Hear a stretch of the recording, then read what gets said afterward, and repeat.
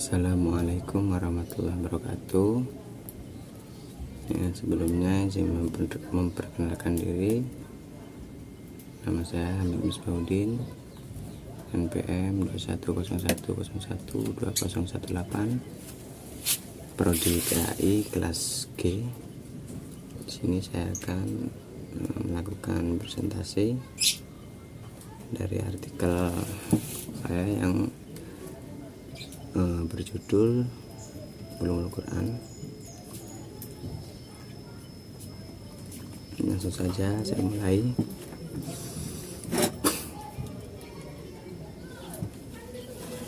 Pertama, pengertian dari Ulumul Quran. Yang A, secara etimologis, Ulumul Quran merupakan gabungan dari dua kata bahasa Arab, yaitu ulum dan Al-Quran. Kata ulum berbentuk jamak dari ilm, yang merupakan bentuk masdar dari kata alima ya'lamu, yang berarti mengetahui. Dalam kamus Al-Muhd, kata alima disinonimkan dengan kata a'rofa, yaitu mengetahui atau mengenal. Kata ilm semakna dengan ma'rifat, yang berarti pengetahuan, sedangkan ulum berarti sejumlah pengetahuan. Selanjutnya yang B, yaitu secara terminologi. Ulumul Quran yang secara terminologi ini beberapa ulama atau seorang yang berpendapat. Yang pertama yaitu dari Muhammad Abdul Al-Azim Al-Zarqani memberikan pengertian sebagai berikut, yaitu Al-Quran adalah firman Allah SWT yang mengandung mukjizat yang diturunkan kepada Nabi Muhammad SAW, yang tertulis dalam mushaf, diriwayatkan secara mutawatir, yang merupakan ibadah bagi yang membacanya. Yang kedua dari Imam Jalaluddin Al-Suyuti mengemukakan definisi Al-Quran ialah firman Allah SWT yang diturunkan kepada Nabi Muhammad SAW sebagai mukjizat, walaupun hanya dengan satu surah daripadanya.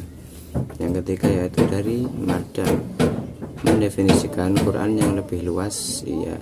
Ia mendefinisikan Al-Quran yaitu firman Allah SWT yang mengandung mukjizat yang diturunkan kepada penutup para nabi dan rasul dengan perantara malaikat Jibril alaihissalam, yang tertulis dalam mushaf, disampaikan secara mutawatir, yang dianggap sebagai ibadah bagi yang membacanya, yang dimulai dengan surah Al-Fatihah dan ditutup dengan surat An-Nas. Selanjutnya yaitu metode. Metode pendekatan, maksudnya metode Ulumul Quran, yaitu pendekatan yang digunakan dalam membahas Ulumul Quran ialah metode deskriptif, yaitu memberi penjelasan dan keterangan yang mendalam mengenai bagian-bagian Al-Quran yang memuat aspek-aspek Ulumul Quran. Metode inilah yang paling banyak di antara kitab yang membahas ilmu Al-Quran dalam berbagai bidang dan cabang-cabangnya, dan dapat dikatakan bahwa pertumbuhan Ulumul Quran dan metode pembahasannya secara deduksi, yaitu membahas hal-hal yang khusus terlebih dahulu dan digabungkan menjadi suatu disiplin ilmu, dan akhirnya membahas hal yang umum. Adapun metode komparasi, yaitu membandingkan penafsiran satu dengan penafsiran lain, beberapa riwayat sebab dan musabab turunnya Al-Quran, ayat Al-Quran, dan pendapat para ulama musafir yang satu dengan yang lain. Selanjutnya yaitu ruang lingkup dari Ulumul Quran. Yang pertama yaitu persoalan atas turunnya Al-Quran. Yang kedua persoalan sanad, rangkaian perawinya. Yang ketiga yaitu persoalan qiraat atau cara membaca Al-Quran. Yang keempat persoalan kata-kata dalam Al-Quran, persoalan makna. Yang kelima persoalan makna Al-Quran yang berkaitan dengan hukum-hukum. Yang terakhir yaitu persoalan makna Al-Quran yang berpanutan dengan kata-kata Al-Quran. Selanjutnya yaitu manfaat dari Ulumul Quran atau ilmu Al-Quran. Yang pertama yaitu menambah khazanah ilmu pengetahuan yang penting yang berkaitan dengan Al-Quran Al-Karim. Yang kedua, membantu umat Islam dalam memahami Al-Quran dan menarik atau istinbat hukum dan adab dari Al-Quran serta mampu menafsirkan ayat-ayatnya. Yang ketiga yaitu mengetahui secara kitab Al-Quran dari aspek nuzul atau turunnya, periodenya, tempat-tempatnya, cara pewahyuannya, waktu dan kejadian-kejadian yang melatar belakangi turunnya Al-Quran. Yang keempat yaitu menciptakan kemampuan dan bakat untuk menggali pelajaran, hikmah dan hukum dari Al-Quranul Karim. Yang selanjutnya yaitu sejarah perkembangan dari ulumul Quran. Yang pertama, pada masa Rasulullah. Pada masa ini, cikal bakal ulumul Quran berupa penafsiran ayat Al-Quran langsung dari Rasulullah SAW kepada para sahabat. Begitu pula dengan antusiasme para sahabat dalam bertanya tentang makna suatu ayat, menghafalkan dan mempelajari hukum-hukum yang terdapat pada ayat tersebut. Rasulullah SAW menafsirkan kepada sahabat beberapa ayat. Dari Uqbah bin Amir, ia berkata, aku pernah mendengar Rasulullah SAW berkata di atas mimbar, dan siapkan untuk menghadapi mereka kekuatan yang kamu sanggupi. Yaitu yang tercantum dari surat Al-Anfal ayat 60. Ingatlah bahwa kekuatan di sini adalah memanah. Hadis riwayat Muslim. Selanjutnya, antusiasme sahabat dalam menghafal dan mempelajari Al-Quran diriwayatkan dari Abu Abdurrahman As-Sulami. Ia mengatakan mereka yang membaca Al-Quran kepada kami seperti Utsman bin Affan dan Abdullah bin Mas'ud serta yang lain menceritakan bahwa mereka bila belajar dari Nabi 10 ayat mereka tidak melanjutkannya sebelum mengamalkan ilmu dan amal yang ada di dalamnya. Mereka berkata, kami mempelajari Quran berikut ilmu dan amalnya sekaligus.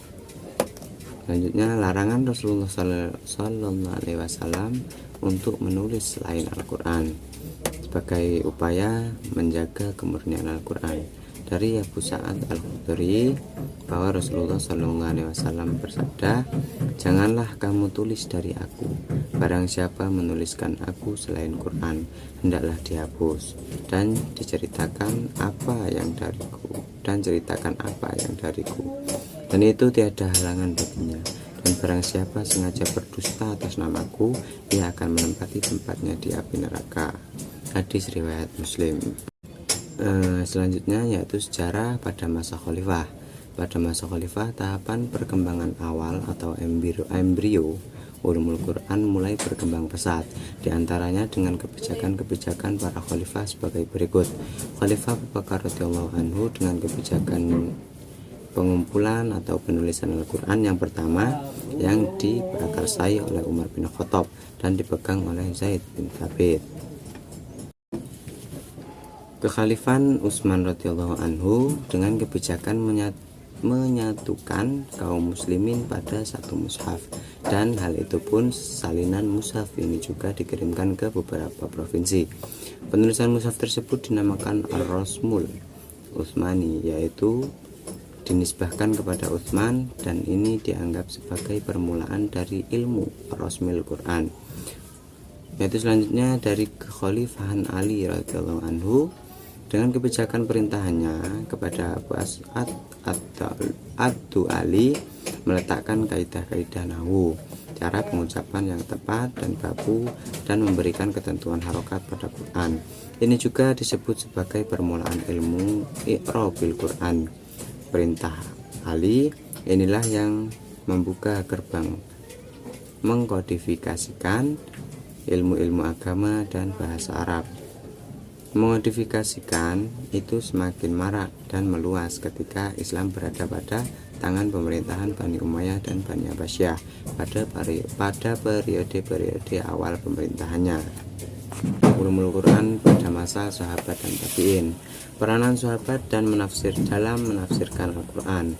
Para sahabat senantiasa melanjutkan usaha mereka dalam menyampaikan makna-makna Al-Quran dan penafsiran ayat-ayat yang berbeda di antara mereka sesuai dengan kemampuan mereka yang berbeda-beda dalam memahami, dan karena adanya perbedaan lama perbedaan lama dan tidaknya mereka hidup bersama Rasulullah SAW. Hal demikian diteruskan oleh murid-murid mereka, yaitu para tabi'in. Di antara para musafir yang termasyhur dari para sahabat adalah 4 orang khalifah, yaitu Abu Bakar, Umar, Utsman, dan Ali.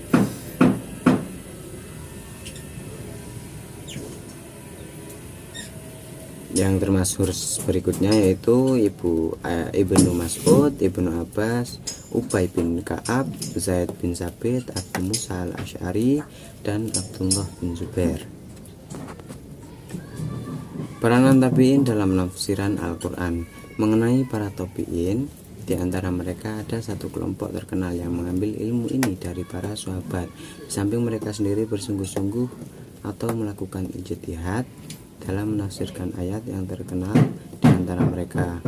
Yang pertama, murid Ibnu Abbas di Mekah yang terkenal ialah Sa'id bin Jubair, Mujahid, Ikrimah bekas Sahaya atau Maula Ibnu Abbas, Tawus bin Kisan al-Yamani, dan Atta bin Abu Rabah.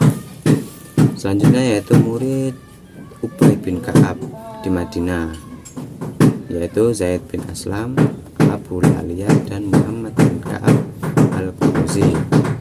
Dan selanjutnya yaitu Abdullah bin Mas'ud di Irak yang terkenal, Alqamah bin Quraisy, Masruq al-Aswad bin Yazid, Amir Asy-Sya'bi, Hasan al-Basri, dan Qatadah bin Di'amah As-Sadusi. Dan yang diriwayatkan mereka itu semua meliputi ilmu tafsir, ilmu ghoribil Quran, ilmu asbabun nuzul, ilmu makki wal madani, dan ilmu nasikh dan mansyukh.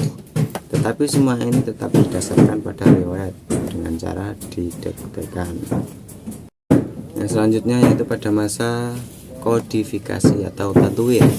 Perkembangan selanjutnya dalam ulumul Quran adalah masa pembukuan ulumul Quran yang juga melewati beberapa perkembangan sebagai berikut, yaitu pembukuan tafsir Al-Quran menurut riwayat dari hadis, sahabat, dan tabi'in.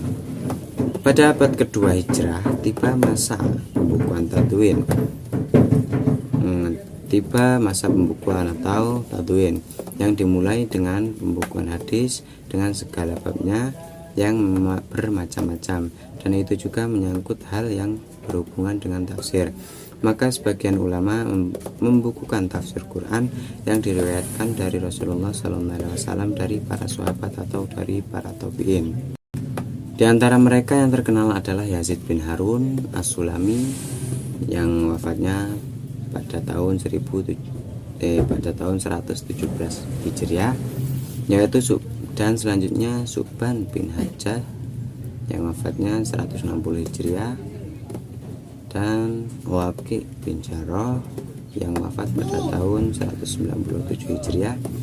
Selanjutnya yaitu Sufyan bin Uyainah yang wafat pada 198 Hijriah, dan Abu Razak bin Human yang wafat pada 112 Hijriah. Mereka semua adalah para ahli hadis, sedangkan tafsir yang mereka susun merupakan salah satu bagiannya. Namun tafsir mereka yang tertulis tidak ada yang sampai ke tangan kita. Nabi bagi para sahabat adalah sebagai maha guru dan sumber ilmu.